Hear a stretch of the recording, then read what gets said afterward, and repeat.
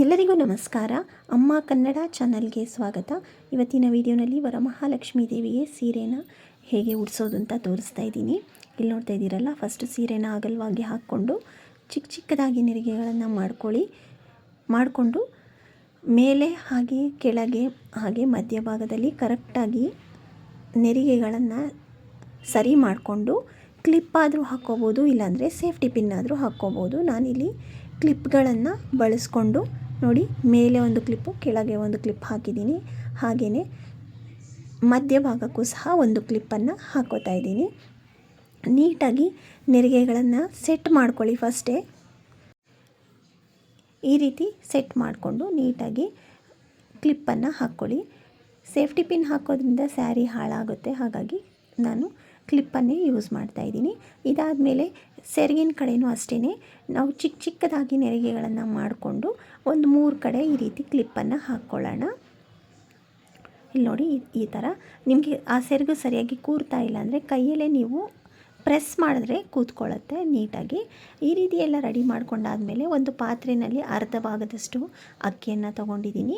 ಈಗ ನಾವು ಏನು ಮಡಚಿ ರೆಡಿ ಮಾಡಿ ಇಟ್ಕೊಂಡಿರೋಂಥ ಸೀರೆನ ಈಗ ಈ ಪಾತ್ರೆಯ ಮೇಲೆ ಇಟ್ಟುಬಿಟ್ಟು ನೆರಿಗೆಗಳನ್ನು ಫಸ್ಟು ಅಗಲ ಮಾಡ್ಕೊಳ್ಳಿ. ನಂತರ ಈ ರೀತಿ ವಿಡಿಯೋನಲ್ಲಿ ತೋರಿಸಿರೋ ರೀತಿ ಒಂದು ದಾರ ತಗೊಂಡು ಟೈಟಾಗಿ ಇದನ್ನು ಕಟ್ಟಬೇಕು. ಟೈಟಾಗಿ ಕಟ್ಟೋದ್ರಿಂದ ನೆರಿಗೆಗಳನ್ನು ನಾವು ನೀಟಾಗಿ ಸೆಟ್ ಮಾಡ್ಬೋದು, ಅರೇಂಜ್ ಮಾಡ್ಬೋದು. ನೋಡಿ, ಕೆಳಗಡೆ ಹಾಕಿರೋ ಕ್ಲಿಪ್ಪನ್ನು ತೆಗೆದಿದ್ದೀನಿ. ನೆಕ್ಸ್ಟು ನೆರಿಗೆಗಳನ್ನು ಕಂಪ್ಲೀಟಾಗಿ ಈ ರೀತಿ ಸ್ಪ್ರೆಡ್ ಮಾಡ್ಕೊಳ್ಳಿ. ಮತ್ತು ನಾವು ಅದನ್ನು ಸೆಟ್ ಮಾಡ್ಕೊಳ್ಳೋಣ.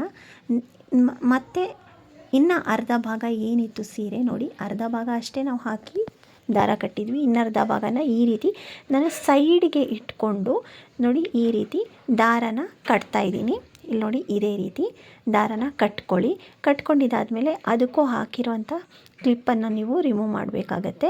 ಅದಾದಮೇಲೆ ಇಲ್ಲಿ ನೋಡ್ತಾ ಇದ್ದೀರಲ್ಲ, ನಾನು ಕಳಸಕ್ಕೆ ಆಲ್ರೆಡಿ ಬ್ಲೌಸ್ ಪೀಸನ್ನು ರೆಡಿ ಮಾಡಿ ಇಟ್ಕೊಂಡಿದ್ದೆ, ಅದನ್ನು ಇಟ್ಟಿದ್ದೀನಿ. ಹಾಗೆ ಕೈಗಳನ್ನು ಸಹ ಅಟ್ಯಾಚ್ ಮಾಡಿದ್ದೀನಿ.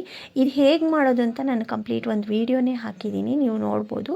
ಈಸಿಯಾಗಿ ಹೇಗೆ ಮಾಡ್ಕೊಳ್ಳೋದು ಅಂತ ತೋರಿಸಿದ್ದೀನಿ. ಅದಾದಮೇಲೆ ನೋಡಿ, ಕಾಲುಗಳನ್ನು ಇಟ್ಕೊಂಡು ಈ ಕಡೆ ಭಾಗದಲ್ಲಿ ಒಂದು 3 ನೆರಿಗೆನ ಬಿಟ್ಕೊಂಡು ನಾನು ವಿಡಿಯೋನಲ್ಲಿ ತೋರಿಸಿರೋ ರೀತಿ ಸೆಟ್ ಮಾಡ್ಕೊಳ್ಳಿ. ಅದಾದಮೇಲೆ ಇನ್ನೊಂದು ಕಡೆ ನಾವೇನು ನೆರಿಗೆಗಳನ್ನು ಬಿಟ್ಟಿದ್ವಿ ಅಲ್ಲಿರೋಂಥ ಕ್ಲಿಪ್ಪನ್ನು ತೆಗೆದುಬಿಟ್ಟು ನೋಡಿ ಈ ರೀತಿ ರೆಡಿ ಮಾಡ್ಕೊಳ್ಳಿ. ನೀವು ಹೀಗೂ ಬಿಡ್ಬೋದು, ಇಲ್ಲ ಅಂತಂದರೆ ನೋಡಿ ಇದನ್ನು ಫೋಲ್ಡ್ ಮಾಡಿಬಿಟ್ಟು ಕಾಲಿನ ಕೆಳಗಡೆ ಈ ರೀತಿ ಇಟ್ಟು ಬಿಡಬೇಕಾಗತ್ತೆ. ಈ ರೀತಿಯೂ ಸಹ ನಾವು ಈ ಒಂದು ನೆರಿಗೆಗಳನ್ನು ಇಟ್ಟರೆ ತುಂಬಾ ಚೆನ್ನಾಗಿ ಕಾಣಿಸ್ತಾ ಇದೆ. ಇಲ್ಲಿ ನೋಡ್ತಾ ಇರ್ಬೋದು ನೀವು ಎಷ್ಟು ಚೆನ್ನಾಗಿ ಕಾಣಿಸುತ್ತೆ ಅಂತ.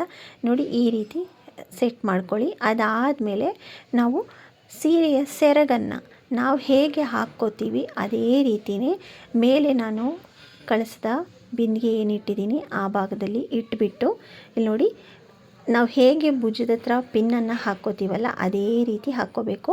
ಹಾಗೆ ಆ ನೆರಿಗೆಗಳನ್ನೆಲ್ಲ ನೀಟಾಗಿ ಸೆಟ್ ಮಾಡ್ಕೊಳ್ಳಿ. ಫಸ್ಟು ಸೆಟ್ ಮಾಡಿಕೊಂಡು ಈ ಭುಜದ ಹತ್ರ ಒಂದು ಪಿನ್ನನ್ನು ಹಾಕ್ಬಿಡಿ.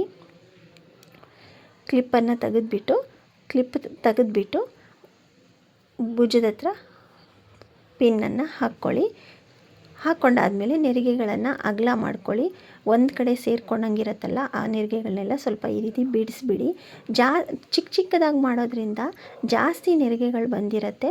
ಅದಾದಮೇಲೆ ಸೊಂಟಕ್ಕೆ ಒಂದು ಸೊಂಟದ ಪಟ್ಟಿಯನ್ನು ಕಟ್ಟಿದ್ದೀನಿ. ಇಷ್ಟು ಸೀರೆ ದೇವ್ರಿಗೆ ಹೇಗೆ ಉಡಿಸೋದು ಅಂತ. ಇದಾದಮೇಲೆ ನಾವು ದೇವ್ರಿಗೆ ಹಾಕುವಂಥ ಒಡವೆಗಳನ್ನೆಲ್ಲ ಹಾಕಿ ಮುಖವಾಡ ಎಲ್ಲ ಇಟ್ಟು ಅಲಂಕಾರನ ಮಾಡ್ಬೋದು. ಸೊ ಈ ರೀತಿಯೂ ಸಹ ಈಸಿಯಾಗಿ ತುಂಬ ಒಂದು ವಿಭಿನ್ನವಾಗಿ ಸೀರೆನ ದೇವ್ರಿಗೆ ಉಡಿಸ್ಬೋದು. ಟ್ರೈ ಮಾಡಿ ನೋಡಿ.